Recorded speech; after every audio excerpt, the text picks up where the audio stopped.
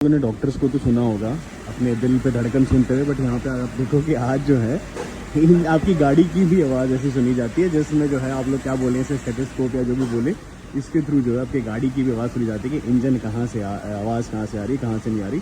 मतलब मैंने तो भाई ये फर्स्ट टाइम देखा था और मैं तो सच्ची में चौंक गया था कि भाई ऐसा भी कोई इक्विपमेंट है क्या, ऐसा भी कोई उपकरण है क्या। तो भाई गाड़ी में भी डॉक्टर्स की जो चीज़ें हैं वो काम आती हैं।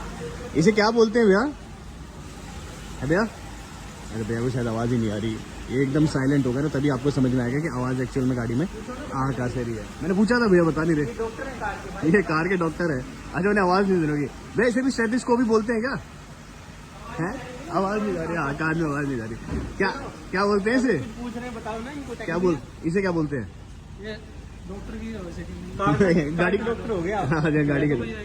तो भाई आवाज़ जो है ऐसे पता चलता है कि आपकी गाड़ी में कहाँ से व्हील से आवाज़ आ रही है कहाँ से नहीं आ रही।